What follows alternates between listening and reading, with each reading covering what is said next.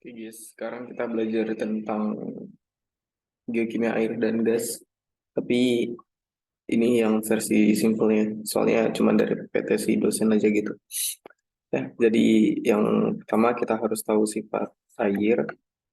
Ya, sifat air nanti akan berpengaruh sama geokimia dari air dan gas itu sendiri. Terus ini ada air, ada nama alternatifnya biasanya ada yang memberi nama aqua, atau dihidrogen monoksida atau hidrogen hidroksida ya banyak lah. Terus molekul formulanya itu H2O. Massa molarnya nanti ini bisa diisi sendiri ya, tapi massa molar biasanya 18 ya. 18 mol kalau nggak salah.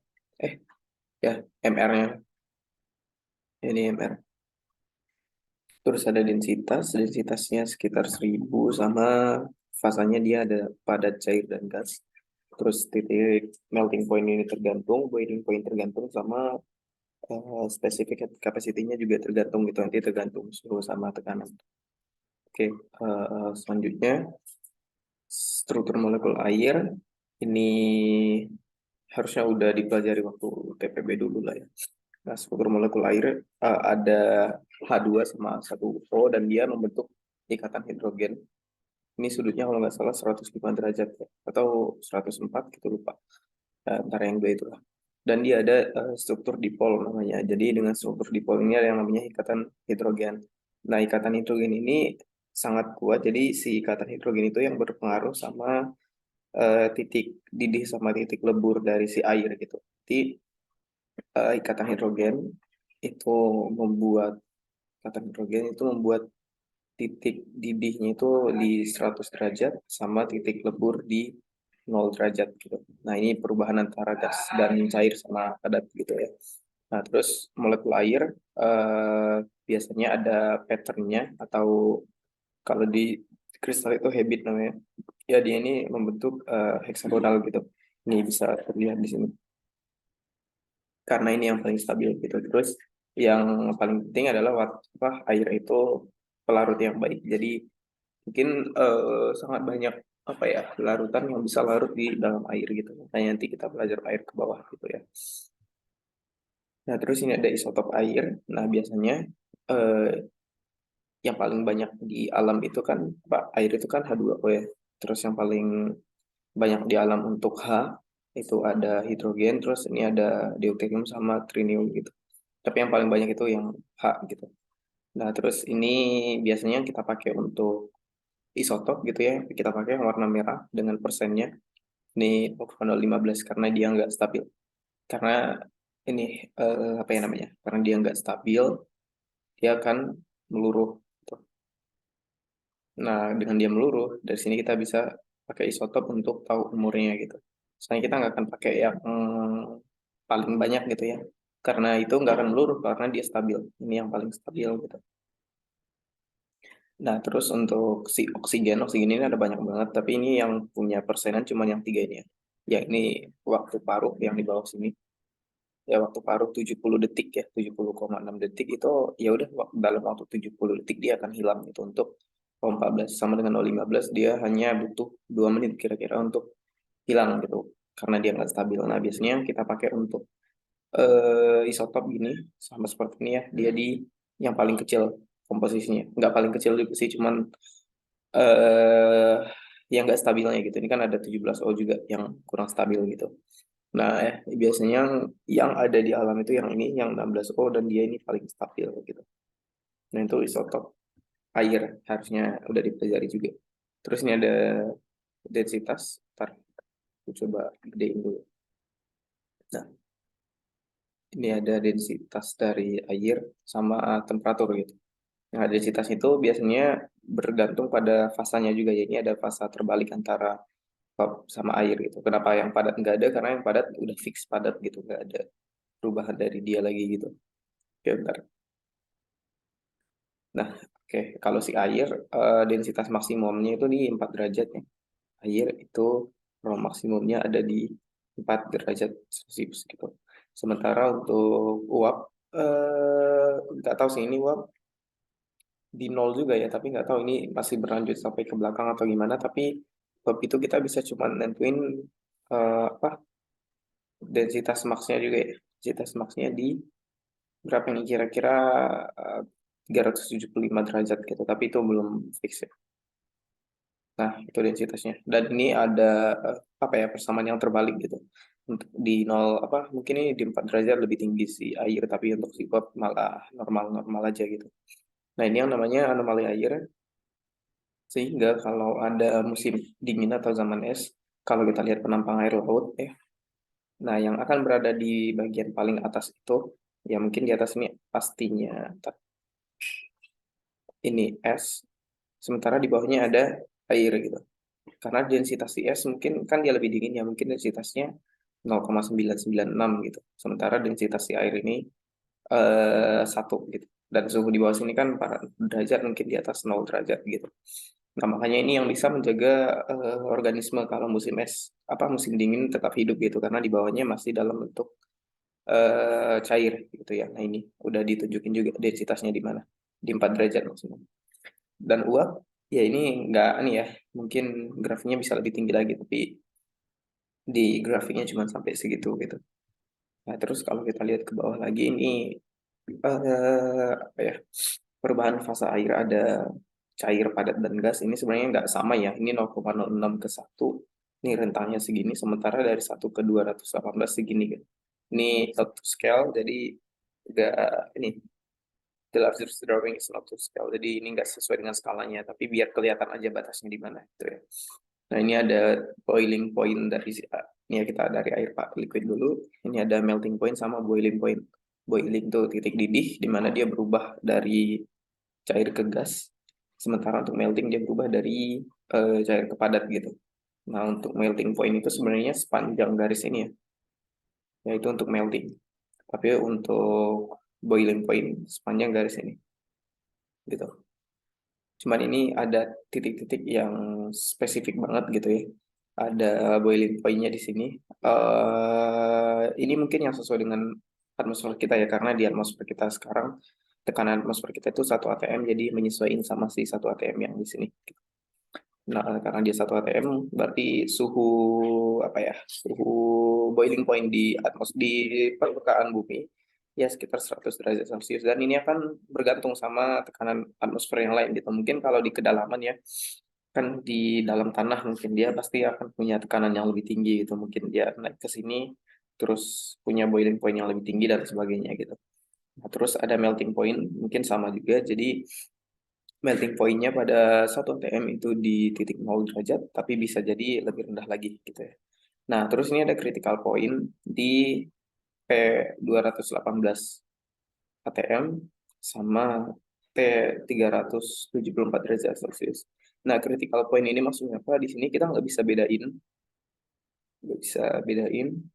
cair sama gas gitu. Hampir sama aja cair dan gas. Nah, ini kayak nggak ada batasnya gitu, sehingga kalau kita lihat di apa ya, di grafiknya tuh ini nggak ada garis garis hitam tebal ini nggak ada.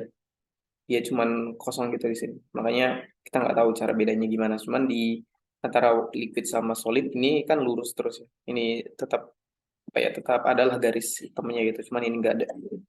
Nah, terus ini ada triple point di mana kondisi si air bisa ditemukan dalam 3 fase gitu ya. Dia bisa dalam fase cair, fase liquid, liquid, terus padat sama fase gas gitu. Nah, dan sekali lagi ini bukan not to scale, ini cuman biar kelihatan aja batasnya di mana. Gitu. Oke, nah selanjutnya ini ada tekanan versus boiling point. Jadi ini berdasarkan kedalaman ya. Jadi tekanan atmosfer itu akan semakin meningkat berdasarkan kedalaman. Ini ada mungkin di permukaan kita kan ini surface, dia tekanannya 1 atmosfer, di kedalaman 10 meter 2 atmosfer, dan seterusnya gitu. Sama dengan boiling point juga meningkat karena tekanannya meningkat juga gitu. Ini surface. Nah, terusnya ada 10 meter, boiling point-nya 120. Ini bisa disamain ke yang atas sih. Ini kan 2 atmosfer ya. 2 atmosfer sama 10 meter. Sama-sama 10 meter berarti 2 atmosfer tuh di sini. 2 atmosfer kira-kira di sini, dan boiling point-nya bisa, sorry ya, sini nih. Nah, naik sedikit. Sehingga naik sedikit tuh jadi berapa di sini. Nah, kan di bawah sini naiknya 20 derajat gitu ya. Berarti kira-kira di titik sini lah ya. Di sini. Sorry. Ya gitulah. Nah ini di 120. Ini nggak sesuai dengan skala ya, tapi kira-kira seperti itu cara nentuinnya. Nah terus ini ada boiling point depth atau apa ya, tekanan versus titik didih air di kedalaman gitu ya. Nah ini ada rumusnya, ini H sama dengan kedalaman dan P itu tekanan. Tekanan air ya, ada tekanan hidrostatik sama hidrodinamik. Nanti pengertian hidrostatik sama hidrodinamiknya bisa dicari sendiri. Nah ini eh, yang penting nilai hidrodinamik itu 1,1 per hidrostatik. Ya gitu. Oke.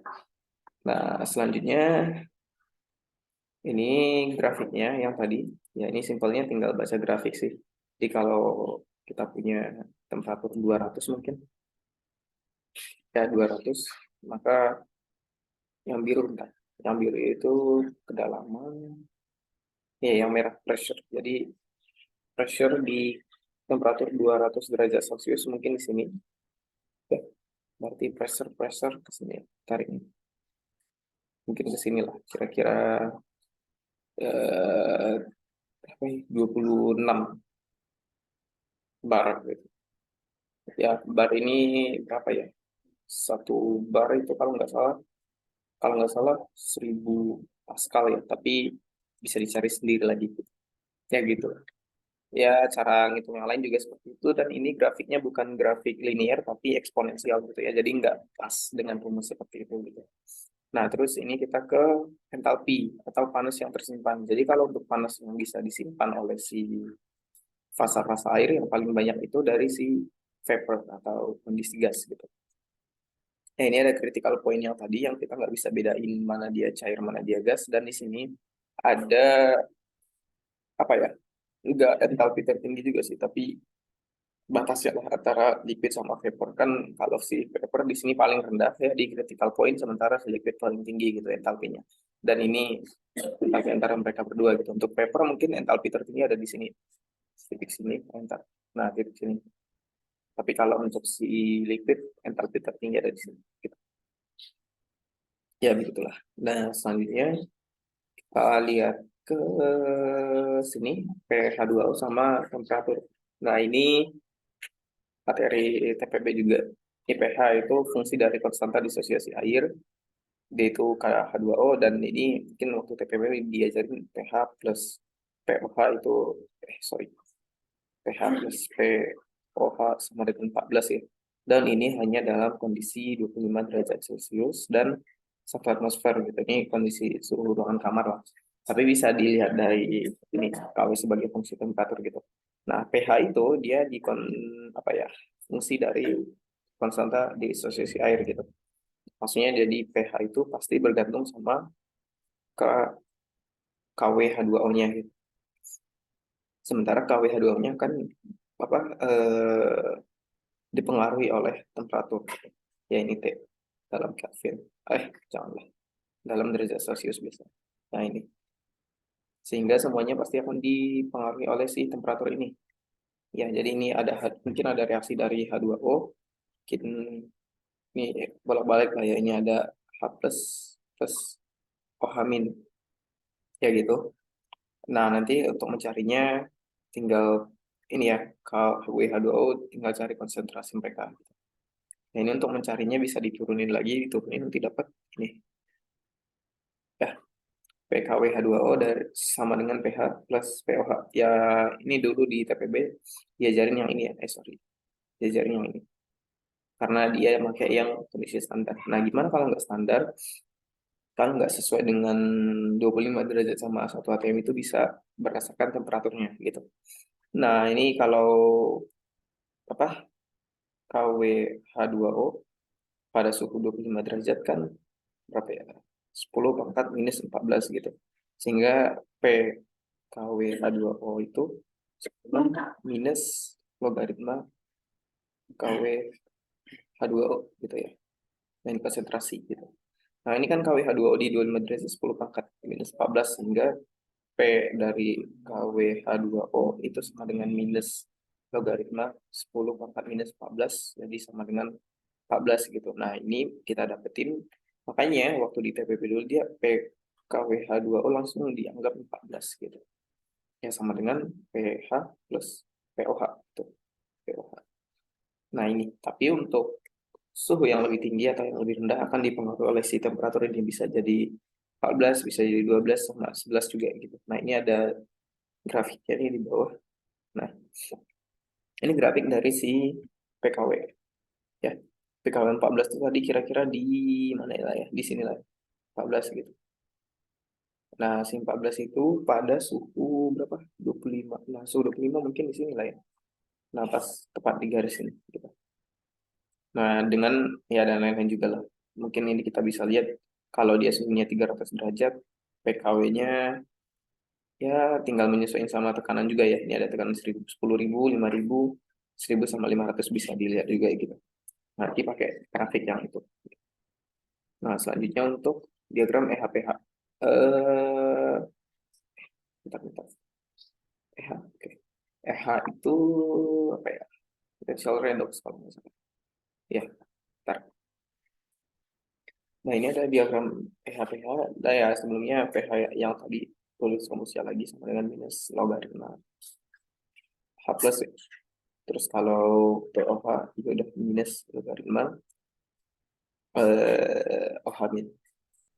Dan PKW H2O sama dengan POH plus pH gitu. Nah, pH di alam biasanya berkisar antara 4 sampai 9 dan biasanya kalau di apa di kondisi normal tuh netral tuh di angka 7 ya. Berarti di alam ada yang masih asam dan ada juga yang udah alkalin gitu. Nah, terus ada potensial redox yaitu kemampuan untuk tereduksi sama teroksidasi. Jadi simpelnya potensial redox itu pH. Dan kalau kalau dia banyak O2 berarti dia mudah teroksidasi gitu aja. Karena oksidasi apa O2 itu yang paling mudah membuat oksidasi gitu. Raudo merupakan senyawa berkemampuan mengoksidasi terkuat dan tidak ada senyawa lain yang mampu mengoksidasi sekuat dia. Nanti dia akan membentuk reaksi ini, membentuk O2 gitu. Ya, oke. Selanjutnya ini ada diagram pH-pH dan ini ada batas atas sama batas bawahnya gitu. Nah, di alam bebas itu batas potensial redoks itu hanya reaksi hidrolisa air ya. Ini batas atas tapi batas atasnya itu di hidrolisa air. Yang namanya juga batas atas ya, berarti potensial redoks. Berarti kalau dia potensial redoksnya tinggi, berarti ini batas atas, berarti tinggi, itu batas atasnya gitu ya. Karena dia batas atas, maka keduanya banyak, karena dia mudah teroksidasi gitu. Nah, terus kalau untuk batas bawah, ini ada batas bawah, dia adalah reaksi pada elektroda hidrogen dan tidak bereaksi dengan air, berarti dia potensial redoksnya rendah gitu ya. Ini potensial redoks rendah. Nah, sehingga karena dia cuma bereaksi sama elektrohidrogen, apa sih elektro, ya mungkin nggak tahu lah ya. EH itu mungkin singkatan elektrohidrogen atau apa nggak tahu. Ya, tapi elektrohidrogen dia tidak bereaksi dengan air dan O2-nya sedikit gitu. Ya, maksudnya nggak teroksidasi sebaik yang di atas lah gitu. Nah, ini ada rumusnya untuk batas pH paling atas itu 1,22 dikurang 0,59 0,059 pH. Sementara untuk batas bawah ini segini. Ya kan berarti otomatis apa jarak antara batas atas sama batas bawahnya berapa? Berapa ya? Ya mungkin 1,22 lah ya batasnya. Soalnya 1,22 dikurang 0,059 dikurang minus ya segitulah. Ini batas deltanya gitu. Nah, terusnya ada PE, ini aku juga nggak tahu ya PE ini apa, tapi mungkin sama kayak pH tadi. pH kan minus logaritma H gitu. Berarti PE minus logaritma E gitu. Ya ini mungkin elektron atau apa gitu ya, tapi ini kayaknya akan jarang pakai rumus yang ini gitu. Ini cuma ada di PPT doang. Oke, selanjutnya kita ke ini diagram PH yang tadi. Nah, ini O2-nya paling banyak 1 atm di atas, sementara di bawah ini 10 pangkat minus 83,1 ini kalau nggak salah 7,5 kali 10 pangkat minus 84 gitu. Tapi ini udah kecil banget ya 0,00 sekian gitu. Nah, ini untuk batas-batasnya ya simpelnya kayak rumus yang tadi biar tahu batas dia gitu. Ntar kalau kita coba di mana sih nilai pH, Ntar. Nah ini pH kan sih itu fungsi dari pH ya. Ya mungkin kalau kita lihat dari batas atas, batas bawah nih, pH sama dengan minus 0,059 pH gitu. Ya berarti kita tinggal cari pH-nya. Mungkin pH-nya berapa ya? pH-nya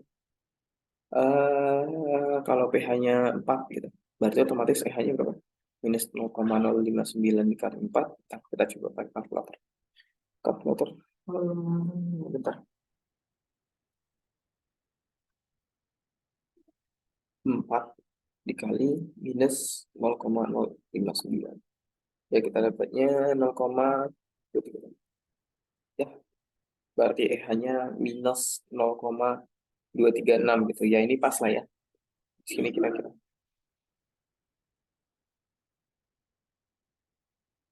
Oh, berarti nggak lurus. Ya, segitulah kira-kira. Pasti dapat batasnya di situ gitu.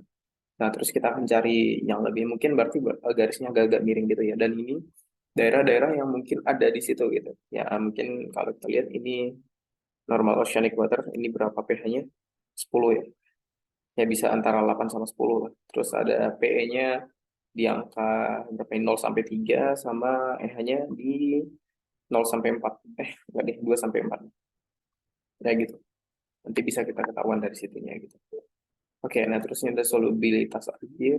Tapi ini nggak tahu lah ya ini dia bikin grafiknya dari mana gitu. Tapi simpelnya ini bisa dibaca kok kalau silikanya seberapa banyak dan suhunya paling banyak.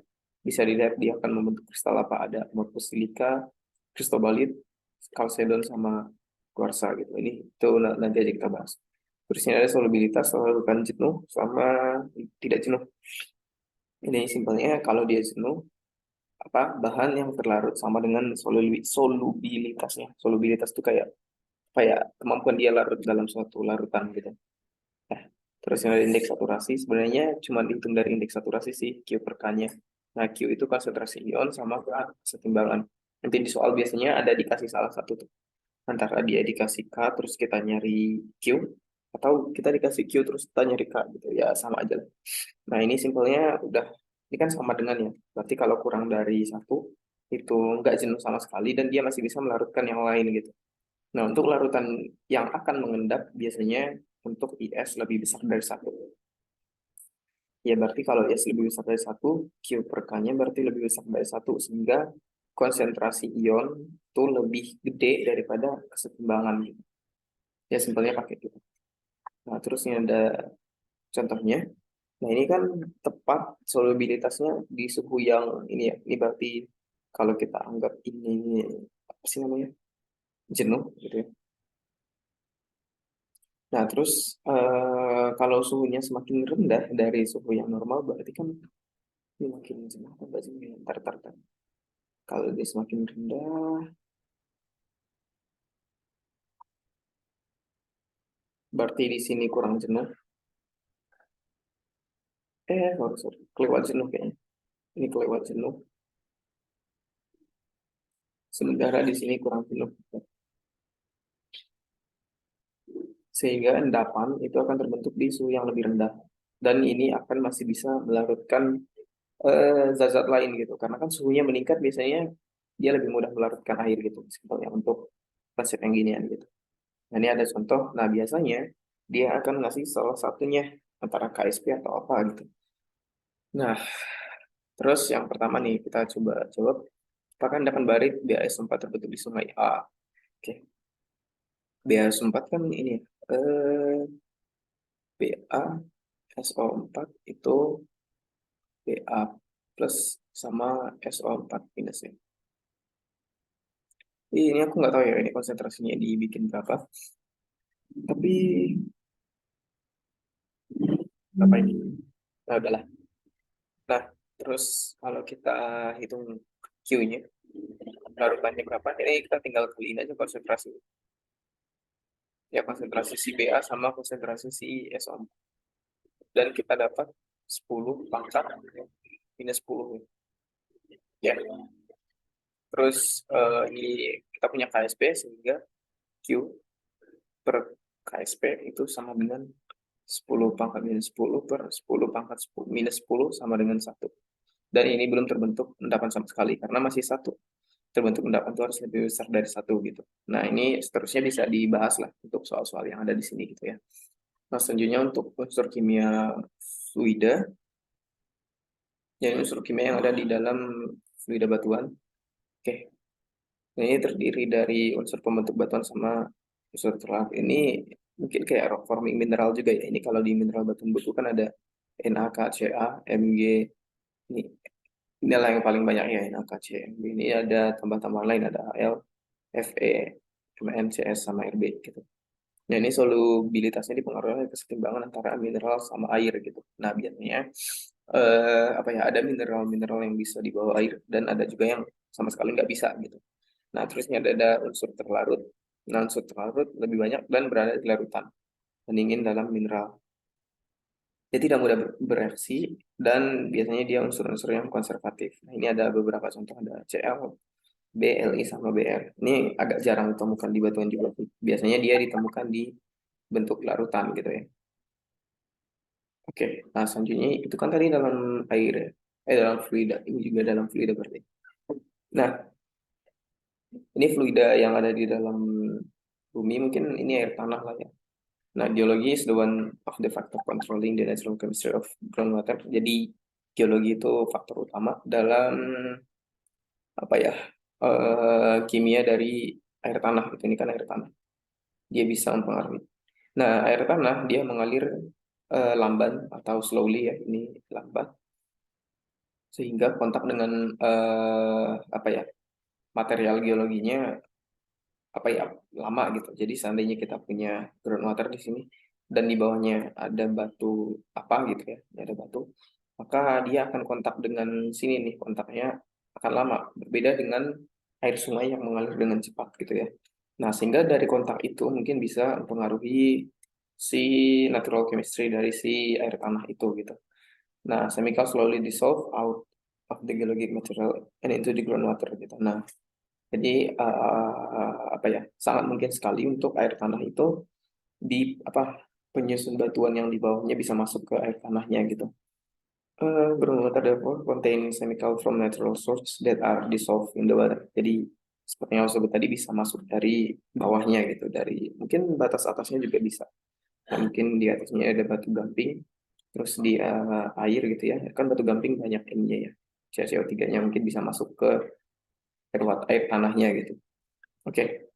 Nah, terus selanjutnya ini ada time. Ya, time karena butuh waktu yang lama untuk bisa apa ya, pergantian ion di antara batas itu, ini mungkin air sama ini batu gitu. Jadi dia bisa ya butuh waktu lah agar bisa transfer itu. Nah, terus ini ada air meteorik. Nah, air meteorik itu sebenarnya ini ya berasal dari kata meteor, mungkin dari atmosfer gitu. Tapi dia jadi air tanah, berasal dari atmosfer dan dia ke air tanah gitu. Jadi kayak apa ya, ini penampang mungkin. Nah, terus ini ada air tanah. Jadi air yang besar dari permukaan ini ada surface. Surface itu kan dari air hujan biasanya. Nanti dia meresap dan masuk ke air tanah, itu namanya meteorit. Nah, biasanya air meteorit kan dia melewati batu-batu juga ya. Jadi sangat mungkin sekali dia bisa menarik penyusun batuan tersebut gitu. Makanya air tanah bisa mengandung forming mineral juga. Ya mungkin CMG. Nah, ya, ini udah sering banget lah ya ditemukan di situ gitu. Nah, terus di air tanah juga ada gas. Ya, ini air tanah dapat mengandung gas O2 sama N2. Jadi biasanya kalau air tanah tuh kayak artesian well atau yang lain-lain, ini biasanya kalau dibor atau di apa ya, dibuka capnya akan kayak geyser gitu karena ada gasnya gitu, kayak apa, minuman-minuman bersoda gitu. Nah, terus air sungai mempunyai anion utama yaitu HCO3 dan kation utama adalah Ca gitu. Karena nggak tahu karena apa ya, tapi kan ini ada Ca, ada CO3 gitu. Mungkin si H2O itu apa ya, memisahkan CaCO3 itu gitu. Jadi Ca-nya dipisah sama CO3-nya. CO3-nya berikatan dengan ini, sementara si Ca-nya nganggur, nggak sama siapa-siapa gitu. Dan air hujan mempunyai anion utama Cl dan kation utama Na. Kenapa? Ini NaCl kan penyusun laut ya. Dan evaporasi itu kebanyakan dari air laut gitu. Ini masih ingat kalau bahas yang gini-ginian tuh tentang siklus hidrologi biasanya. Ya, nah makanya air hujan kan otomatis ini ya, air hujan turun, terus run off, terus menguap lagi jadi awan, hujan gitu dan lain-lain. Jadi makanya dia bisa mengandung Cl sama Na paling banyak gitu ya. Nah, terus air sungai kan ini dia juga kontak sama batuan bawahnya gitu. Atau mungkin sama material-material lain sehingga ada CaCO3-nya gitu. Nah, terus sehingga kandungan kimia air tanah sangat dipengaruhi oleh batuan dasarnya, bedrocknya. Ya, yang tadi dia bisa apa ya? Transfer anion atau kation lah untuk itu gitu. Oke, nah terus komposisi isotop stabil mengikuti meteorik Waterline yang menunjukkan komposisi air hujan dan permukaan. Ini nggak tahu lah ya ini rumusnya dari mana, tapi pakai-pakai aja gitu. Oke, nah selanjutnya kita ke air tanah. Ini kan tadi, oh ya ini kan air meteorik ya. Sama jangan lupa, ini beda air tanah, air sungai, sama air hujan. Ya, nanti bisa lihat grafiknya di bawah di kation sama anion paling banyak di mana gitu. Nah ini ada air tanah. Nah air tanah itu biasanya apa nih? Ini penyusunnya paling banyak ini. Untuk anion, ini ada HCO3, SO4 sama Cl. HCO3, SO4, Cl gitu.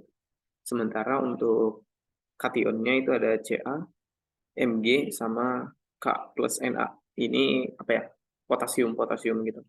Ya kan Cl kan minus ya, Cl min, SO42 min, HCO3 dan lain-lain gitu. Itu untuk anion sama kationnya Ca, Mg sama potasium. Ya. Nah, terus ini representatif dari kimia air yang ada, hanya beda-beda gitu. Nah, untuk air hujan biasanya untuk kationnya, ya kationnya itu Na ya. Ini bisa dilihat konsentrasinya paling tinggi gitu. Sama si Cl. Cuman si Cl jauh lebih banyak ya, sehingga penyusun air laut itu paling banyak itu Cl, terus Na, terus ini bisa kita lihat nih bawah-bawahnya. Ada SO4, ada HCO3, ada K, Mg, Ca, CO2 gitu. Cuman kita cuma lihat yang paling banyak karena dia paling berpengaruh juga gitu. Nah, terus untuk air sungai, kebanyakan HCO3, berarti ini apa ya? Anionnya. Nah, gitu. Untuk air sungai itu ada HCO3 sama Ca. Ini ada Ca.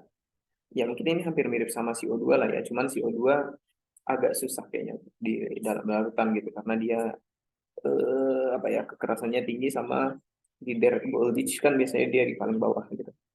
Nah, makanya ini si anionnya paling banyak itu HCO3 sama Ca ini sebagai kation gitu. Oke. Nah, terus untuk air laut, nah air laut, sorry. Ini kan air hujan ya.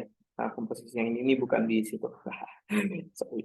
Nah, air hujan ini kenapa bisa Cl sama Na paling banyak? Ya karena tadi dari siklus hidrologi itu dipengaruhi oleh air laut juga gitu. Hidrologi.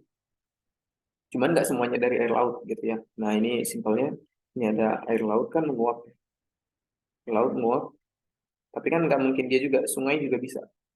Sungai nguap, terus ada danau, nguap juga, ya dan lain-lain, laku string dan lain-lain, terus dia berubah jadi awan dan dia nanti akan semakin dingin mengalami kondensasi terus ada turun hujan gitu sehingga penyusunnya nggak murni dari NaCl cuma dari sungai danau juga ada ini KMGCA dan lain-lain gitu. Nah tapi untuk air laut sendiri ini konsentrasinya kontras banget nggak ada yang kayak tadi. Nah ini itu anion sama ini kation gitu. Nah si anion dan bisa dilihat juga ya ini Mg per liternya ini gede ya, ini 5.000, 10.000, 20.000, sementara yang lain tuh ya not to scale lah, ini 1, 2 gitu. Yang nggak sesuai dengan skala, sehingga paling banyak ClNa, HCO3, Ca, sama ya itu juga gitu.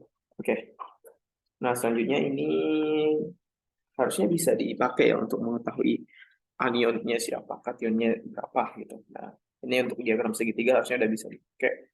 Ini sebelah sini Cl, SO4, sama sebelah sini ada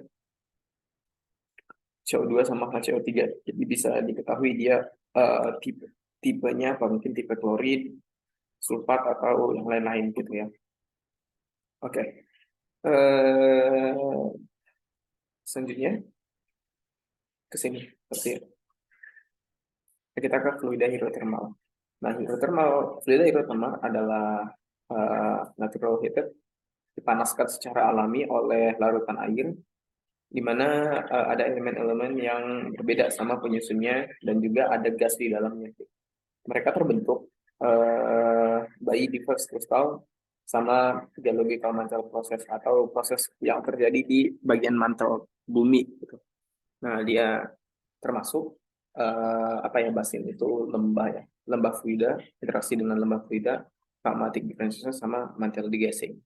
Mantle degassing itu pengeluaran gas dari mantle gitu. Nah, terus ini ada contohnya, ada meteoric water, ada air laut, origin itu asal ya.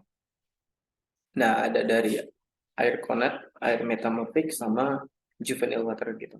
Nah, ini air meteorik itu air hujan, sea water air laut, konat itu air yang ada dalam eh, apa ya, pori sedimen gitu.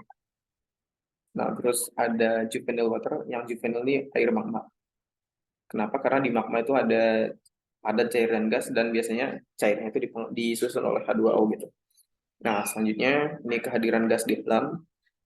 Untuk atmosfer, ini gas-gasnya, terus deep seated, radiogenik sama biogenik yang dihasilkan oleh organisme gitu. Nah, terus ini bisa tertransportasi, ya mungkin bisa jadi difusi, terlarut dalam air, uap, sama transfer gitu ya. Oke, terus ini ada atmosfer gas, ini harusnya udah dipelajari lah waktu TPB itu gitu. Nah, dia paling banyak itu nitrogen sekitar 78%, oksigen 20 sampai 21%, sama argon. Jadi cukup dengan nitrogen, oksigen, argon itu udah 99,99% atmosfer gitu. Ya, ini CO2, terus metana dan lain-lain, ini wah kecil banget lah gitu. Oke, nah selanjutnya untuk volcanic gas yang sering dianggap sebagai penyebab gunung berapi, penyebab gas penyebab global warming ya. Ini volcanic gas asalnya dari mana? Ini ada asalnya dari mantel bumi, baik itu yang recycle sama yang purba gitu. Recycle itu apa? Mungkin apa ya, batas lempeng subduksi biasanya masuk air gitu. Itu kan apa ya, recycle magma gitu. Bisa di searching juga recycle magma. Biasanya dari sini. Nah, terus ada asimilasi, apa ya, pembentukan asimilasi dari kerak bumi, mungkin dari intrusi dan lain-lain. Dan ada groundwater, ya, groundwater sama atmosfer bumi. Dia dipengaruhi oleh itu untuk gas-gasnya. Nah, terus ini ada chemical evolution of volatile, atau apa ya, evolusi dari gas-gasnya yang ada. Ini reaksi air ya. Ini H2 plus O2 menghasilkan 2H2O harusnya, tapi disimplifikasi gitu. Nah, ya, ini 2H2. Terus ada reaksi Fischer-Tropsch. Ini harusnya orang-orang bilang reaksi hidrokarbon, cuman nggak tahu lah ya, ini Fischer-Tropsch namanya. Dia mengubah CO sama H menjadi H2O gitu. Sama, ya mungkin bukan metana sih, tapi hidrokarbon gitu. Ya bebas lah. Ini ada pengertiannya juga. Nah, selanjutnya untuk komposisi volcanic gas. Volcanic gas dia disusun oleh H2O paling banyak, tapi kan H2O orang-orang pada nggak notice karena dia kan nggak merugikan ya, nggak merugikan, sehingga yang dicari itu yang merugikan. Makanya orang-orang pada menganggap yang paling banyak keluar itu ada CO2 sama SO2 gitu. SO2 ini penyebab hujan asam biasanya, sama H2S ya. Nah, ini CO2 10-40%, cuman kan maksimalnya ini 60%. Masih air juga dia, jadi ada untungnya. Nah, terus udah, terus ini ada yang lain-lain juga yang keluar gitu. Terus ini ada other compound detected, ada yang terdeteksi ada gitu. Ya, O2 juga ada, cuman komposisinya udah nggak murni O2 karena dia bisa gabung ke H gitu, jadi H2O, atau jadi CO2, jadi SO2, jadi si O-nya bertebaran gitu. Nah, terus ada exotic trace. Ini kayak apa, gas-gas jejak gitu lah ya, yang di bawah minor, dan biasanya tergantung tempat juga. Ini ada metil merkuri, ada halokarbon, CFC, sama halogen oxide radikal. Nah, selanjutnya ini, nah ini erupsinya. Ini merupakan tipe-tipe gunung yang ada di dunia ya. Ya, Indonesia salah satu penyumbangnya, lainnya ada andesit Merapi gitu. ya tipe intermediate. Terus ini ada Surtzean basalt, ada Kilauea, ada RTL, sama ST Helens dan lain-lain gitu. Nah, ini kan ada data-data nih. Nah, dari data-data ini disimpulkan bahwa nih H2O, CO2 sama SO2 adalah gas yang paling banyak keluar dari semua sampel. Terus ini ada gas minor ini. Ya bisa kita lihat di sini H2O, CO2 sama SO2. H2O-nya segini. Ini kalau di teman-teman lihat nih paling banyak di CO2 juga paling banyak dan apa ya? SO2 tadi. Nah ini ya meskipun nggak merata lah ya, tapi dari semuanya itu paling banyak yang ini. Sementara untuk minor-minornya itu ada H2, ada CO, ada H2S dan lain-lain. Nah terus based on the elemental composition convergent plate volcanoes, dia mempunyai H yang paling tinggi, apa lebih tinggi untuk batas konvergen, dan C sama S-nya lebih rendah. Atau ini kan H itu representatif untuk H2O, terus C untuk CO2 sama S untuk SO2 gitu. Nah, biasanya untuk yang lempeng konvergen H2O-nya ini tinggi. Ini tinggi, terus untuk si C-nya rendah dan S-nya rendah. Untuk ya itu untuk konvergen, tapi kalau untuk divergen kebalik. H-nya itu rendah, CO2 sama SO2-nya tinggi gitu. Ya, relatif to divergent plate volcanoes hotspot volcanoes. Ya, mereka punya ini ya. Ini hotspot juga ini bukan Batak Lempeng sih, cuman ada vulkano di sana kayak Kilauea sama Mauna Loa gitu. Nah, terus ini ada vulcano located at convergent plate boundaries emit more water vapor and chlorine. Nah, di batas lempeng konvergen biasanya dia mengeluarkan air lebih banyak dan klorin lebih banyak gitu. Nah, ini kalau mau kasih apa ya contohnya tuh ini St. Helens dia subduksi atau ya subduksi kan konvergen ya. Konvergen sama apa ya yang nih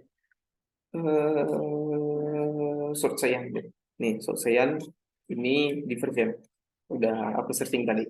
Nah kalau kita lihat H2 apa H2O-nya paling banyak itu sih St. Helens dibandingin sama si Surtseyan gitu. Nah sama ini hotspot lah ya, ini kita bandingin satu lagi ada hotspot, ini jauh lebih rendah lagi gitu. Cuman kalau kita lihat dari konsentrasi CO2 ini ntar CO2 CO2 ini sama ini SO2. Nah, untuk CO2-nya 6,64 sementara ini jauh lebih tinggi ya. Ya, malah untuk yang hotspot untuk CO2 malah lebih banyak gitu. Nah, terus untuk SO2 ini bisa dilihat juga SO2 di sini cuma 0,21 kira-kira. Sementara untuk yang divergen sama hotspot dia jauh lebih tinggi lagi gitu.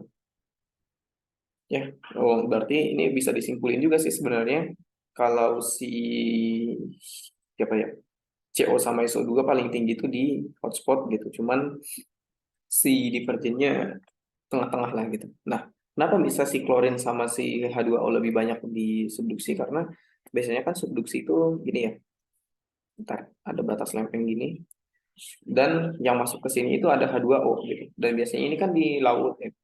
Dan laut itu penyusun paling banyaknya kan ada Cl, Na, dan lain-lain itu. Makanya ada Cl, ada H2O yang lebih banyak ketika subduksi gitu. Beda kalau divergen.